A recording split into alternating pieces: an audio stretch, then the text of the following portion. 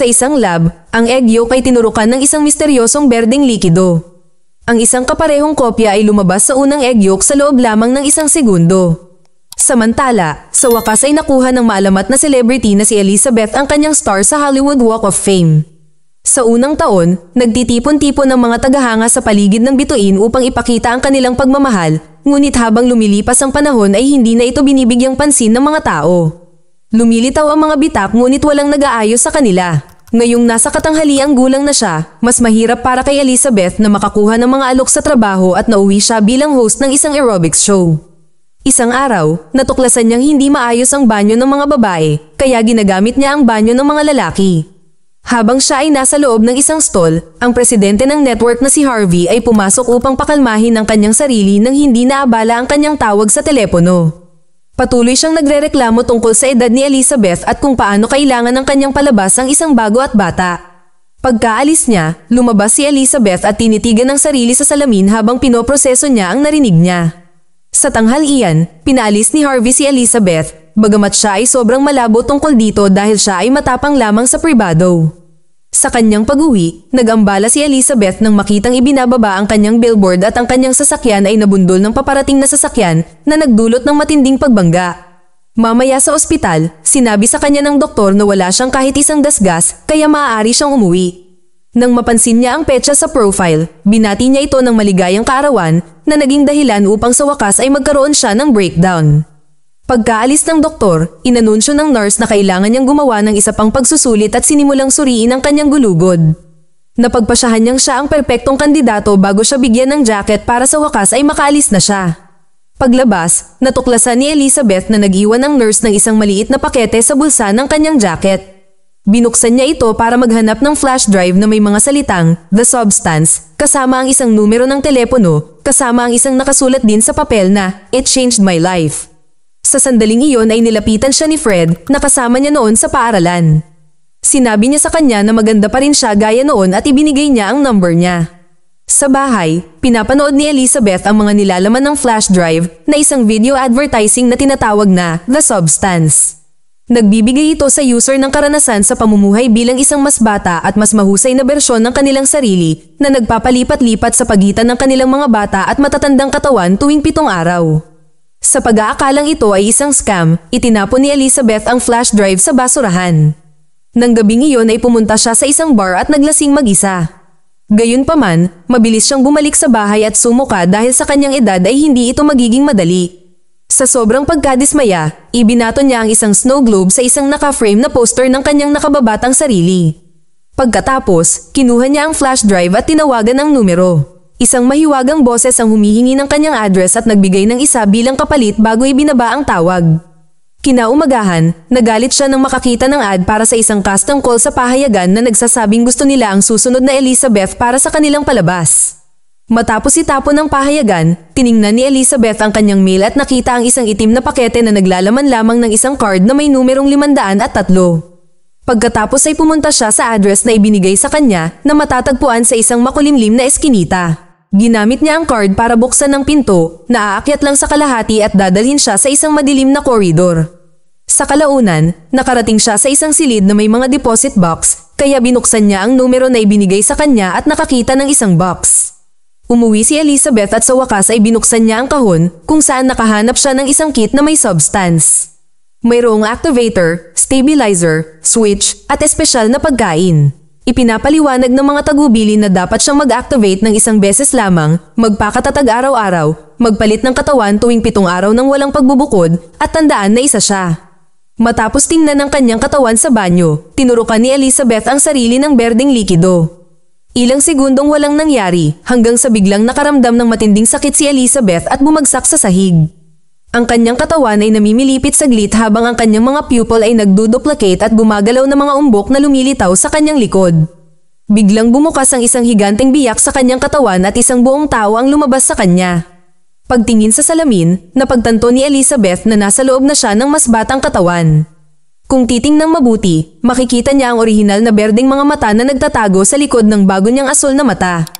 Pagkatapos isuka ang ilan sa berdeng likido, isinasara ng bagong katawan ang biyak sa lumang katawan at tinuturokan ito ng mga espesyal na pakete ng pagkain. Kinaumagahan, nakarinig ang bagong Elizabeth ng sumisigaw na ingay at napansin niyang dumudugo ang kanyang ilong na nagpapaalala sa kanya na dapat siyang magpakatatag araw-araw. Gamit ang kit mula sa kahon, kumukuha siya ng spine fluid mula sa lumang katawan at itinurok ito sa bago, na agad na huminto sa pagdurugo at nag-aalis ng ingay. Pagkatapos, bumili ang bagong katawan ng ilang magagandang damit at pumunta sa audition, ipinakilala ang kanyang sarili bilang Sue. Si Harvey ay labis na humanga sa kanya at agad siyang kinuha, ngunit tatanggapin lamang niya si Sue sa ilalim ng isang kondisyon, maaari siyang magtrabaho tuwing 1 linggo dahil kailangan niyang alagaan ang kanyang may sakit na ina. Desperado na magkaroon ng magandang babae sa kanyang channel, sumang-ayon si Harvey.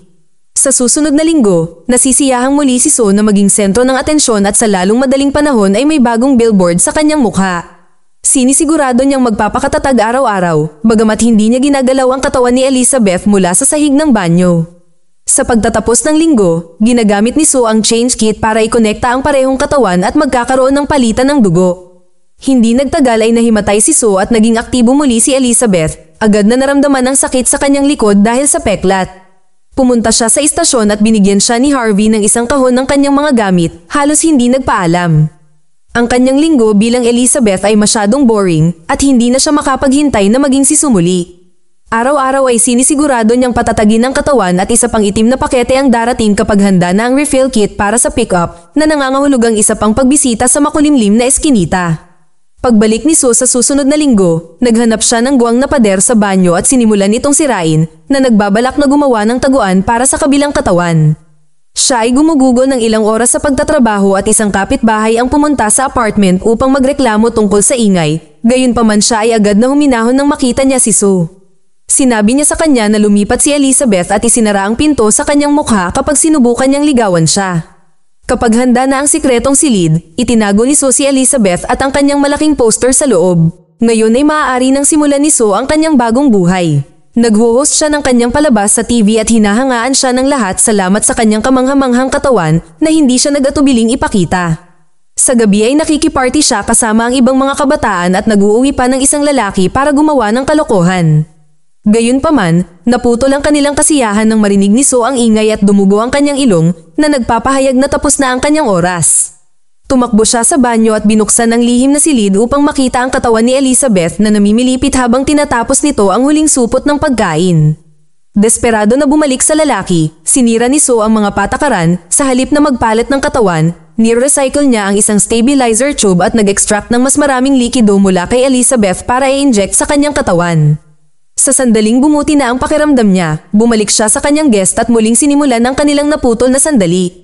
Nang mabuksan ang zipper ng damit ni Sue ay lumabas ang isang bungkos ng mga organo at dugo sa kanyang katawan. Gayunpaman ito ay isang panaginip lamang na gumising kay Sue sa kalagitnaan ng gabi at natapos niya ang pagpapalit ng katawan.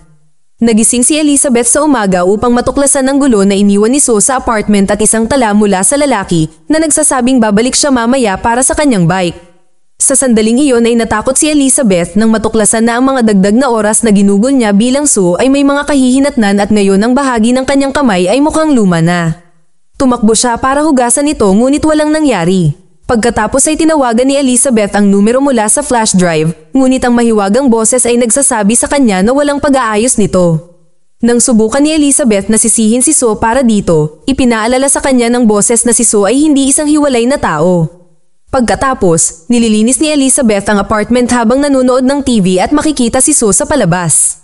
Ang kagandahan ng batang katawan ay nagpapairita sa kanya at sa huli ay pinatay niya ito. Pagkatapos ay muling kumatok ang kapitbahay sa kanyang pintuan at sinubukang anyayahan siyang lumabas, ngunit hindi siya sinagot ni Elizabeth. Nang hapong iyon, pumunta si Elizabeth sa eskinita para sa kanyang refill box at nakarinig ng ingay na kahina-hinalang tunog ng salitang Sue. Sa sobrang takot ay agad siyang tumakbo palayo dala ang kanyang kahon. Pumasok si Elizabeth sa isang kainan at itinago ang kanyang masamang kamay sa isang guwantes. Biglang sinabi ng isang matandang lalaki na parang mahabang panahon ang 7 araw at napansin ni Elizabeth na mayroon siyang birthmark sa braso ng nurse na nagbigay sa kanya ng flash drive. Kinindata niya ito at hindi sinasadyang nalaglag ang kanyang wallet na naglalaman ng card na may numerong 207. Ito ay nagpapatunay na ang nurse ay ang batang katawan ng lalaking ito na nilikha ng substance. Sinimulan niyang ibahagi ang kanyang karanasan, nagiging napakalungkot ang simpleng mabuhay, at sa tuwing nagiging mas mahirap alalahanin ang lumang katawan na nararapat din na umiral at mahalaga rin. Nang tanungin niya siya kung ang batang katawan ay nagsimulang kumain sa kanya, si Elizabeth ay tumakbo sa takot. Sa labas ng kanyang apartment, nakasalubong niya ang lalaki kagabi na dumating para sa kanyang bike. Sinigawan siya nito bago umalis, na isa pang paalala kung paano siya nakikita ng mga tao sa katawan na ito. Kailangang maging mabuti ang pakiramdam tungkol sa kanyang sarili. Nagpasya si Elizabeth na tawagan si Fred at pumayag na makipag-date. Nagsuot siya ng magandang damit pero pagdating sa makeup, ginagaya niya ang style ni So.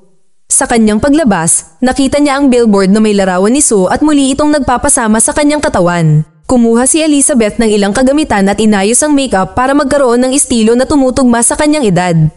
Gayunpaman kapag sinubukan niyang umalis muli, ang tanawin ng billboard ay patuloy na bumabagabag sa kanya. Muli siyang nagtungo sa banyo at nagkaroon ng breakdown habang ginugulo ang kanyang makeup at buhok. Sa huli, hindi siya pumunta sa date at binabalewala ang lahat ng text na ipinadala sa kanya ni Fred. Nang sumunod na linggo habang ni-record ni So ang kanyang palabas, nabigla siya nang may maramdaman siyang umbok sa kanyang likuran. Gayunpaman, kapag siya ay nagsuri, wala ito doon. Ipinapalabas ng team ang recording sa malaking screen upang tingnan kung ano ang nangyari at pakiramdam ni So ay hindi kapani-pani walang nalantad, kaya nagsuot siya ng robe at nagmamadaling pumunta sa kanyang dressing room. Nang makitang muli ang umbok, sinimulan niya itong itulak sa kanyang katawan hanggang sa makarating ito sa kanyang tiyan, pagkatapos ay umabot siya sa loob sa pamamagitan ng kanyang pusod upang bunutin ang umbok na lumalabas na isang paa ng manok. Sa susunod na paggising niya pagkatapos ng palitan, nakita ni So ang mga natirang pagkain na iniwan ni Elizabeth na kumakain ng marami upang harapin ang kanyang depresyon.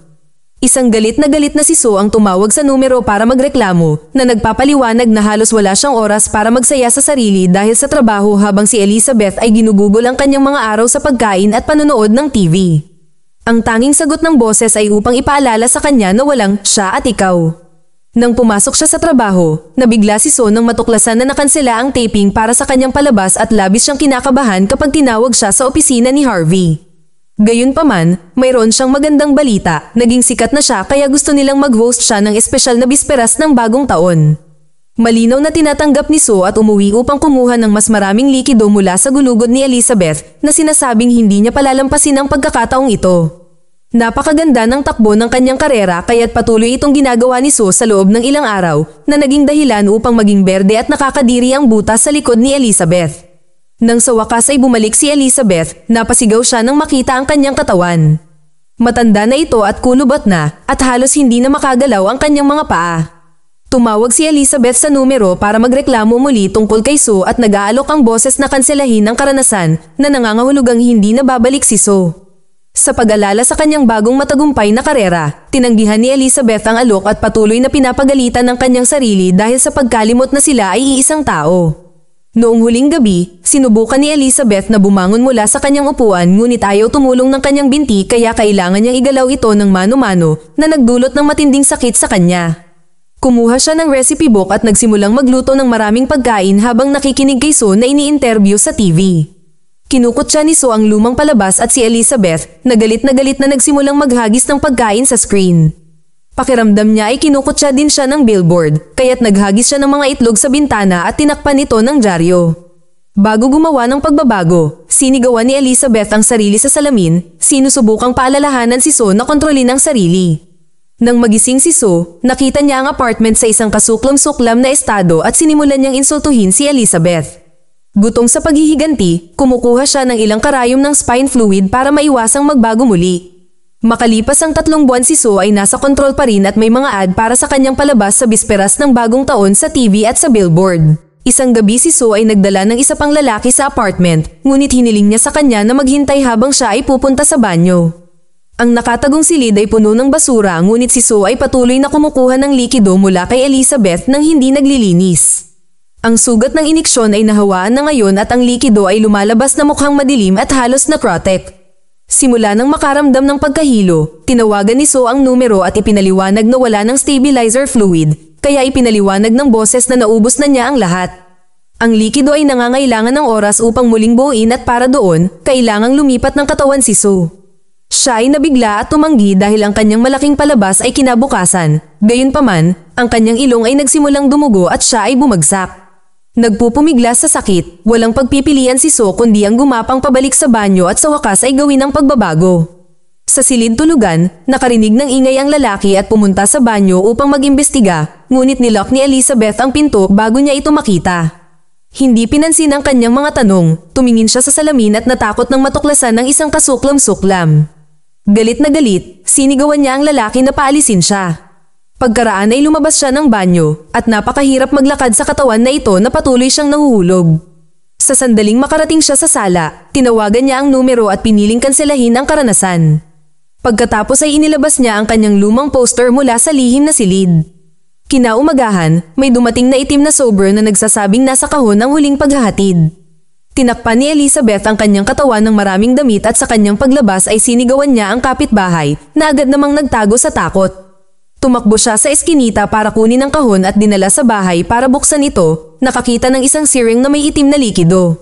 Bigla siyang nakarinig ng boses na nagsasabi sa kanya na wala nang babalikan, ngunit hindi niya ito pinansin at tinusok ang maitim na likido sa katawan ni So. Gayunpaman, naaalala rin niya na ngayong gabi ay ang malaking palabas at pinipigilan ang sarili bago alisin ang laman ng siring. Pagkatapos ay sinimula ni Elizabeth ang pag-CPR kay So na naging sanhi ng pagdugo ng kanyang ilong. Nakikita ito bilang isang senyales, kinuha ni Elizabeth ang change kit at binigyan si So ng ilan sa kanyang dugo na nagpagising sa kanya. Kakaiba, hindi natutulog si Elizabeth. Nagtitigan ang mga babae sa gulat hanggang sa makita ni So ang termination searing sa lupa. Agad siyang nabigla at hinabol si Elizabeth, sinipa siya sa kanyang malaking poster bago siya itulak sa basag na salamin upang subukang sakalin siya. Nakuha ni Elizabeth ang isang plorera at binasag ito sa ulo ni So bago tumakbo patungo sa banyo. Sinubukan siyang sundan ni So at nang ilock ni Elizabeth ang pinto, paulit-ulit niya itong sinipa para buksan muli. Sumunod, muling sinipa ni So si Elizabeth at pinilit siyang tumingin sa salamin bago niya sinimulan ang paghampas ng kanyang ulo dito. Pagkatapos ng maraming tama, ibinagsak ni So ang katawan at gumapang si Elizabeth palayo para lamang pinalipad siya ni So ng isa pang sipa. Sa pagkakataong ito ay nagpatuloy ang pagsipa ng ilang minuto hanggang sa tuluyang mamatay si Elizabeth. Puno ng dugo, napagtanto ni So ang kanyang ginawa at napaiyak siya, ngunit hindi ito naging hadlang sa pag-alala sa kanyang palabas. Nang gabing iyon ay pumunta si So sa istasyon ng TV at sa makeup chair, nagsimula siyang umubo at marinig muli ang kakaibang tunog. Tumakbo siya sa banyo para dumura sa lababo at may nahulog na ngipin mula sa kanyang bibig. Para masubukan ang estado ng kanyang katawan, nagbunot si So ng 2 pang ngipin at madaling lumabas din ang mga ito na nag-iwan sa kanya ng maraming dugo. Pagkatapos maghugas, nakipagkita siya kay Harvey at sa mga shareholder at nag-alok ng nakapikit ng ngiti. Pagkatapos ay pumasok siya sa elevator at pinindot ang isang buton para lamang matuklasan na natanggal na rin ang kanyang mga kuko. Sa sandaling iyon, ang isa sa kanyang mga tainga ay dumapo sa kanyang kandungan, ngunit kailangan niyang magkunyari na walang nangyari dahil may isang lalaki na pumasok din sa elevator. Tinakpan ni So ang butas ng kanyang ulo gamit ang kanyang kamay hanggang sa mawala ang lalaki. Pagkaraan ay umalis si So sa likod ng pinto at tumakbo pabalik sa kanyang apartment kung saan hinanap niya ang activator na isang beses lang dapat gamitin. Umaasang makakagawa siya ng bagong magandang katawan, tinurak niya ang sarili ng berdeng likido at bumagsak sa sahig sa sakit habang nahati ang kanyang likod. Sa sandaling tapos na ang proseso, tiningnan ni So ang bagong katawan sa salamin at natakot siya nang matuklasan ng isang nakakadiri na nilalang na may mukha ni Elizabeth sa likod. Ang nilalang na ito ay si Monster Elisa So at pagkatapos isuka ang berdeng likido, nagsuot siya ng palabas na damit at alahas, kinukulot din niya ang ilang hibla ng buhok niya.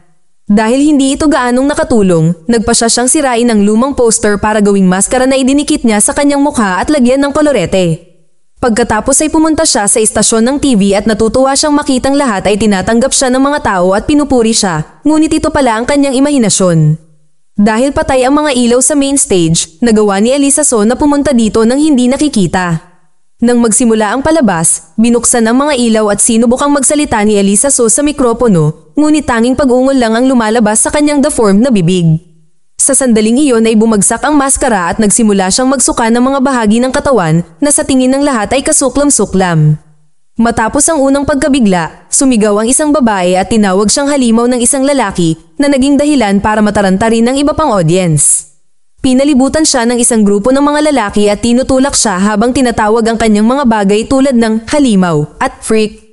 Napaluha si Elisa So sa sahig, sinusubukang magsalita ng walang saysay. Pagtayo niya, hinampas siya ng isang lalaki ng baseball bat at pinugutan siya ng ulo. Gayunpaman, ang kanyang ulo ay dahan-daang nagre-regenerate kasabay ng pagbagsak ng kanyang braso na nagdulot ng isang spray ng dugo na umuulan sa buong karamihan ng ilang minuto. Nababalot ng pula ang buong kwarto at halos hindi makagalaw ang mga tao dahil patuloy silang nadudulas at nahuhulog sa isa't isa. Sa kalaunan ay nakatakas si Elisa So sa gusali, ngunit habang tumatakbo siya sa kalye ay nahulog siya at ang kanyang katawan ay sumabog sa libu-libong madugong piraso. Ang tanging bahagi na nabubuhay ay ang mukha ni Elizabeth na gumagapang palabas ng stage upang maabot ang kanyang bituin. Masaya niyang pinaninindigan ito at inaalala ang mga lumang araw hanggang sa matunaw siya. Kinaumagahan, nililinis ng isang floor scrubber ang dugo na parabang isa lang itong mantsa sa kalye. Mag-subscribe para sa higit pang mga video na tulad nito, i-on ang notification at mag-iwan ng like para matulungan ang aming channel. Salamat sa panunood.